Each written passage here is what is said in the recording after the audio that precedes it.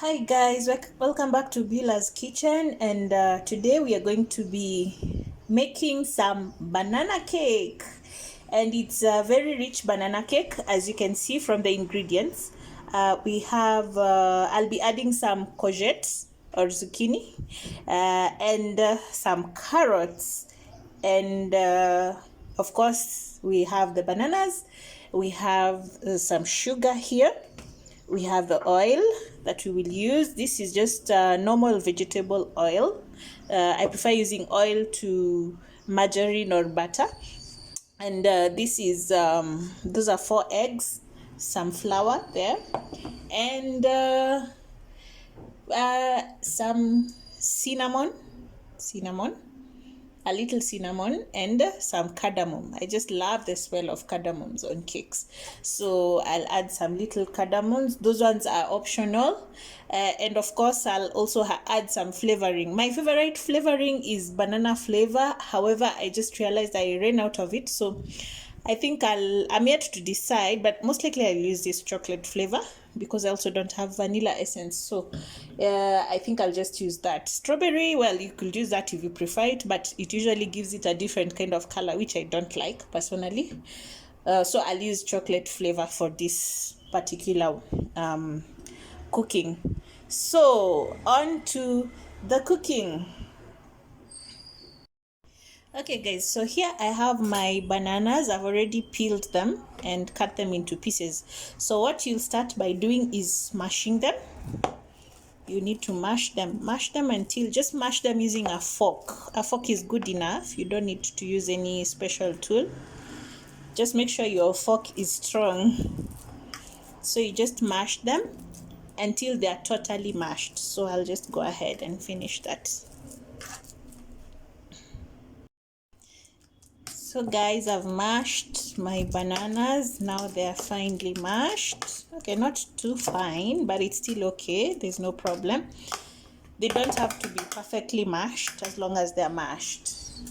So to this, I will add my courgettes.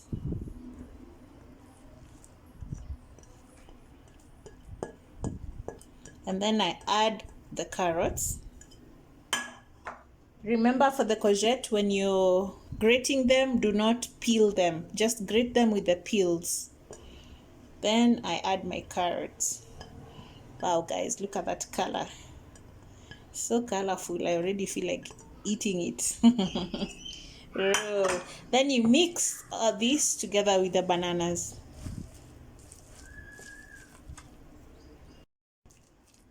So guys, there's my mixture. So far we have the courgette, the carrots, and the bananas all mixed up. Look at that, guys. The color is so awesome. It's just so attractive, such a nice color.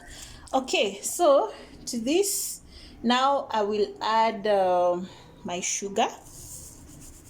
So I'm adding the dry ingredients now. Sugar, I'll add my cardamom.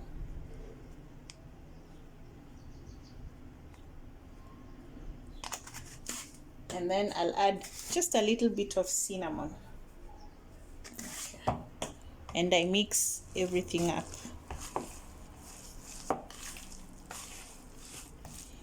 At this point, I will also add my flavor, my essence. I'll put the chocolate essence in this case. If you prefer vanilla or banana like me, you could use it, whichever flavor you prefer.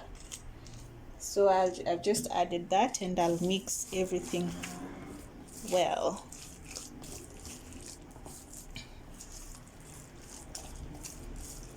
Then at this point, I'll add in the oil.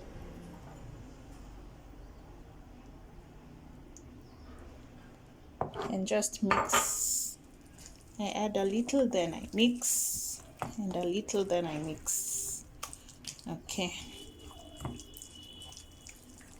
So just mix it well, mix it totally well, so that you mix it all in. And then I will add the eggs. So I'll just add them one by one.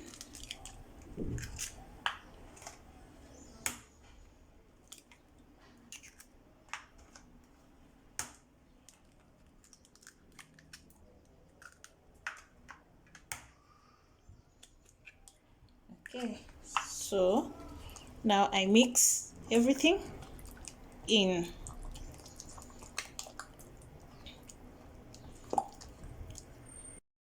So guys, I've already mixed everything and I think everything is blended in. Okay, please excuse the background noise. I live near the road. Okay, so I have mixed everything inside. So at this point, I will add the flour. Remember, for the flour, for me, I don't use baking powder. I prefer to use self-raising flour because it already has all the necessary baking powder, like the measure, it's already measured in. So I will just sieve the flour into the mixture.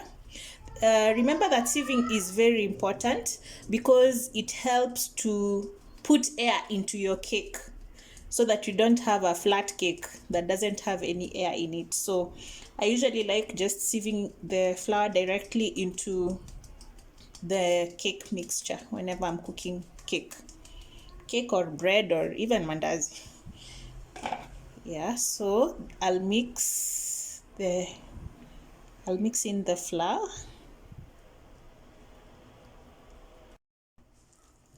So just mix in the flour until you get a thick consistency. So from the look of things, it's still not enough, so I'll sieve in some more.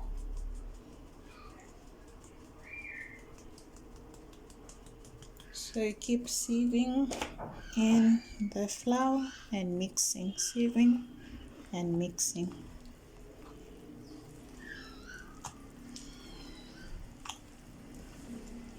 So for the cake mixture, you have to ensure the mixture is a bit heavy. I'll show you the right consistency when I'm done mixing. So I'll add in some more. And I mix.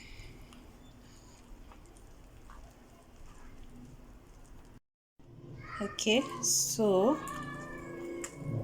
I've mixed in the flour until it's all properly mixed up.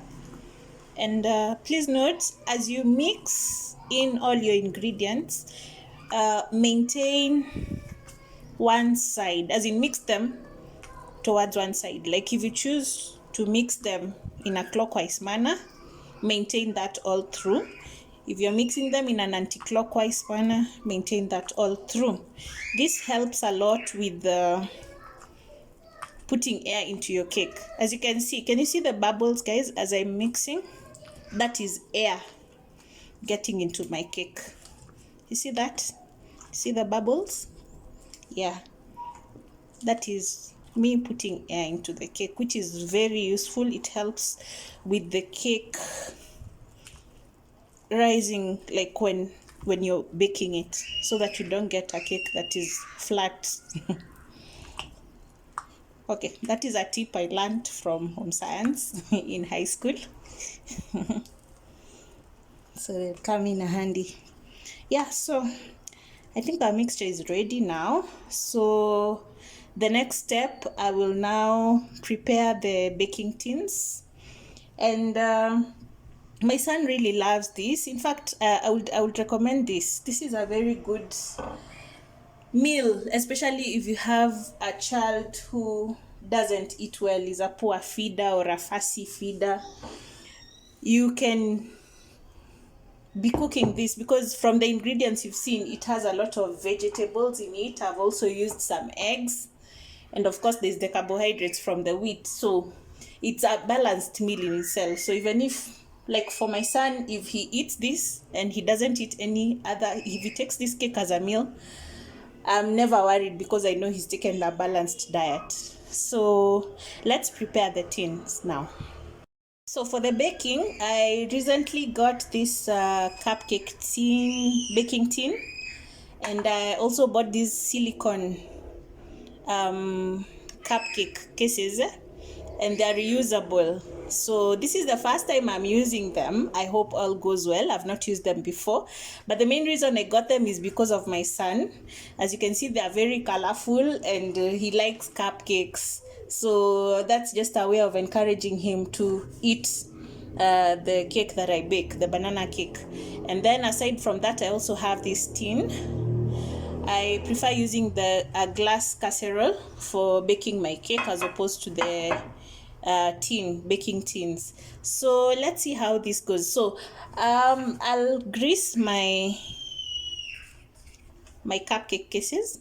So to grease them, I usually use margarine just to grease them so that the cake doesn't stick inside the cupcake. So I'll just do that for each of these, and then I'll do the same thing for this. So for greasing, I just use my hand. Just use margarine and you apply like that. Of course, make sure that your hands are clean before you do this. So I just do that. And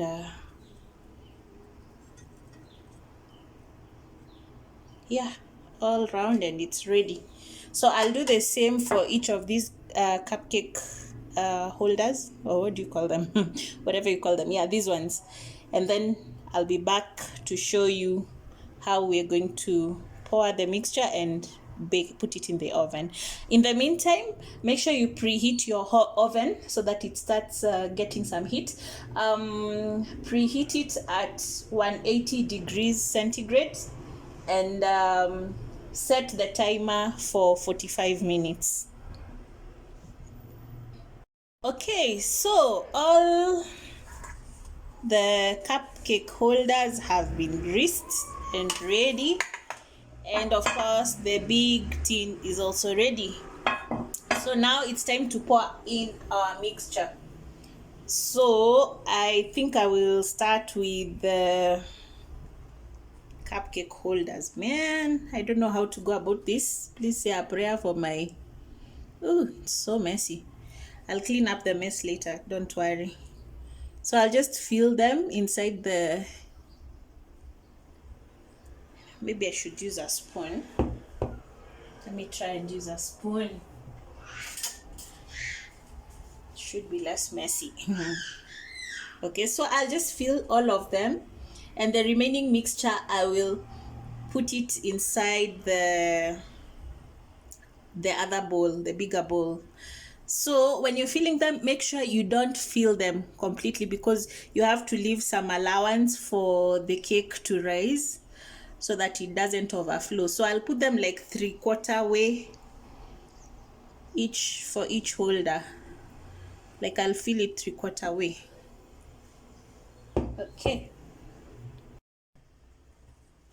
Okay guys, so here I've finished filling in the cupcakes. So now I'll pour in the rest of the mixture. I'll pour it into this, my baking tin. So you just pour and scoop it all out until you have everything out of the bowl. And you can see that cake is full of vegetables. This is such a rich, balanced cake. Like, it's so rich. If your children always give you a headache, they don't want to eat vegetables, this is a nice way of ensuring they eat vegetables in a fun way, in a way that they'll enjoy. So I think I've put it all in. So I'll just shake it so that it settles in well. And voila, we have our cake. Our cake is ready to go into the oven. So I have that, and I have this. Sorry, I have this other one. Those two. Okay, so we put them into the oven. Remember, 45 minutes at 180 degrees. But after about 30 minutes, I'll just check on them. In case they'll be ready, you can remove them before time. So let's put them into the oven. So my oven is already preheated. So I'll just go ahead and put in the cake.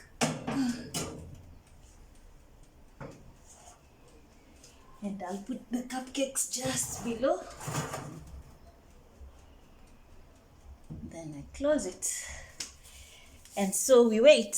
Let's see how that turns out. Say a prayer for my cupcakes, please. But I think all will be well. Guys, as you can see, our cakes are doing quite well. They're almost done. I have about 5 minutes to go before the timer goes off. So we'll just wait for the timer to go off, then we'll check on them. Okay guys, so our the timer just went off and there is our cake. So we have to test it. So to test it, you just use a knife, or you can use a knife. You dip it in and see if it comes out clean, the cake is ready. So I'll just do that. Okay, so I'll just test the cake. So you do that. As you can see, the knife is clean, so that means our cake is ready. I'll also just check on the cupcakes. They look nice. So I'll just do the same thing. Oh, it came out perfectly, and the knife is clean, so it means our cake is ready. Yay! Okay guys, please try out the recipe and tell me how it turns out. Our cake was a success. Thanks for tuning in, and see you on the next recipe that we'll try out. Bye guys. Bye guys. Oh guys, this is our final product. I've finally removed them from the oven, and as you can see, they look so nice.